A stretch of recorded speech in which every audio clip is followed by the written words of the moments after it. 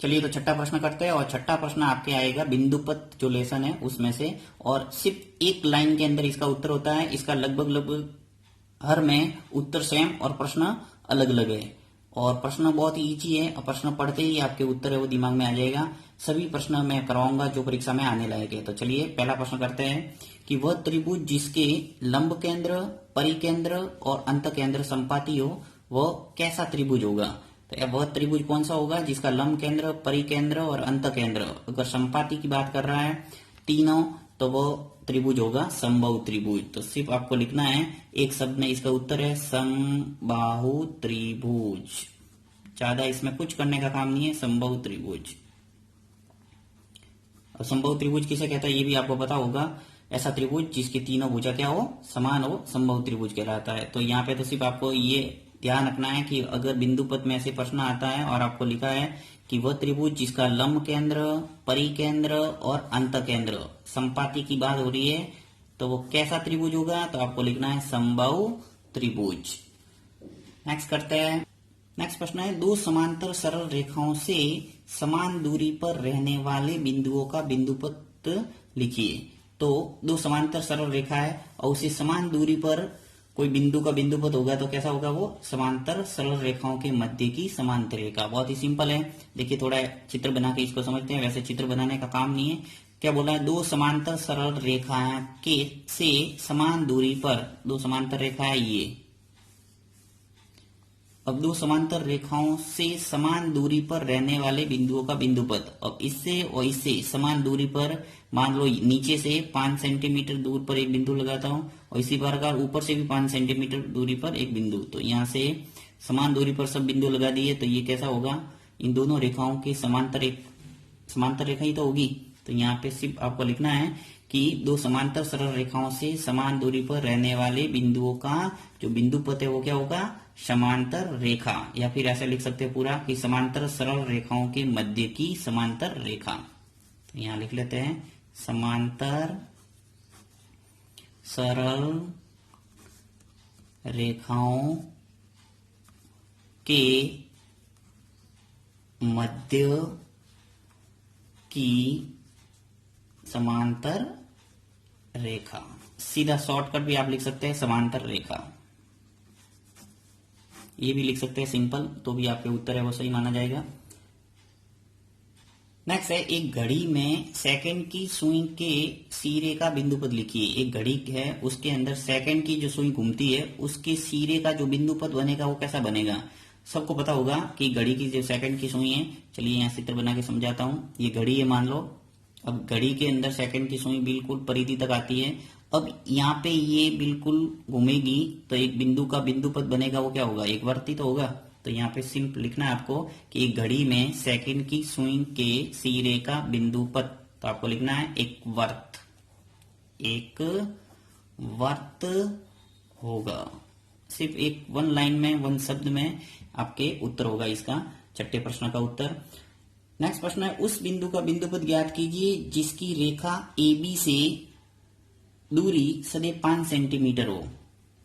तो ये भी देखिए, उस बिंदु का बिंदुपद ज्ञात कीजिए जिसकी रेखा AB से, मान लो ये रेखा है AB। अब इस रेखा AB से दूरी सदैव 5 सेंटीमीटर पर हो। तो 5 सेंटीमीटर, अभी मैंने आपको एग्जांपल बताया, मान लो यहाँ 5 सेंटीमीटर है और इधर भी अपन ने लिया 5 सेंटीमीटर। तो यहां से इसका जो बिंदुपद होगा वो क्या होगा, एक समांतर रेखा ही तो है। तो यहां पर भी वही लिखना है AB के समांतर रेखा। यहां पर भी आपको चित्र बनाने का काम नहीं है, सिर्फ आपको लिखना है AB के समांतर रेखा। तो अधिकतर प्रश्नों का उत्तर तो लगभग समांतर रेखा ही आ रहा है। देखिए फिर नेक्स्ट प्रश्न है बिंदुपद को परिभाषित कीजिए। अगर आपको बिंदुपद की परिभाषा पूछे तो भी बहुत सिंपल है। बिंदुपद को जो परिभाषा है वो लिखना है आपको कि किसी बिंदु का बिंदुपत, किसी बिंदु का बिंदुपत वह ज्यामितीय आकृति है, वह ज्यामितीय आकृति जो जो कि दिए गए प्रतिबंधों को संतुष्ट करता है। बस इतना सा लिखना आपको बिंदु पद की परिभाषा। वापस पढ़ रहा हूं, देखिए, किसी बिंदु का बिंदु पद वह ज्यामितीय आकृति है जो कि दिए गए प्रतिबंधों को संतुष्ट करता है। बहुत ही सिंपल प्रश्न है, 2-3 बार पढ़ोगे आपके परिभाषा है वो याद हो जाएगी। नेक्स्ट प्रश्न है अपने पास कि किसी समतल में लुढ़कने वाले वृत्त के केंद्र का बिंदु पद लिखिए। किसी समतल है उसके अंदर लुढ़क रहा है, देखिए मान लो ये समतल है, उस समतल में लुढ़कने वाले वृत्त, लुढ़कने का अर्थ है ये घूमते घूमते जा रहा है, ये केंद्र है और यहाँ से समतल है और समतल पर लुढ़क रहा है, ये घूमते घूमते मान लो इधर आ गया तो इसका केंद्र इधर आ जाएगा। अब किसी समतल में लुढ़कने वाले वृत्त के केंद्र का बिंदु पद, तो ये बिंदु पद बन रहा है, तो क्या है ये, अर्थात कह सकते हैं कि समतल के समांतर वृत्त के केंद्र को मिलाने वाली रेखा। बहुत ही सिंपल उत्तर है, मिलाने वाली रेखा। समतल के समांतर वृत्त के केंद्र को मिलाने वाली रेखा। नेक्स्ट प्रश्न है छठा, त्रिभुज की तीनों भुजाओं से समदूरस्थ बिंदु का बिंदु पद लिखिए। त्रिभुज की तीनों भुजाओं से समदूरस्थ बिंदु का बिंदु पद क्या होगा, वृत्त का अंत केंद्र, वृत्त का अंत केंद्र। अब देखिए त्रिभुज की तीनों भुजाएं, यहाँ सिंपल समझना है तो समझ सकते हैं, ये त्रिभुज की तीनों भुजाएं और तीनों भुजाओं से समदूरस्थ बिंदु का बिंदु पद, इस भुजा से, इस भुजा से और इस भुजा से समान दूरी पर कोई केंद्र होगा तो क्या हो कहलाएगा, वो वृत्त का अंत केंद्र। जैसा कि आपको पता है कि ये वृत्त बाहर बनता है उसका केंद्र यही होगा, तो सिंपल सा लिखना आपको वृत्त का अंत केंद्र, बस इतना सा लिखना आपको। फिर नेक्स्ट प्रश्न है घड़ी के पेंडुलम के सिरे का बिंदु पद लिखिए।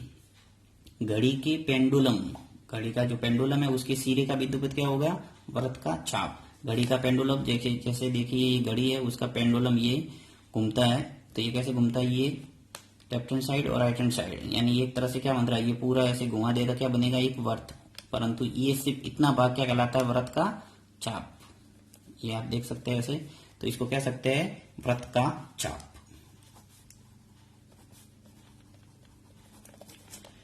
तो घड़ी के पेंडुलम के सिरे का बिंदु पद है वृत्त का चाप। तो आपके बिंदु पद में से लगभग सभी प्रश्न कवर हो गए हैं। मुझे नहीं लगता अब कोई प्रश्न है वो बिंदु पद से कोई बाहर आएगा इन प्रश्नों से, तो आप इनको अच्छे ढंग से दिमाग में बिठा दें, 100% आपके 1 नंबर है वो कहीं नहीं जाएगा।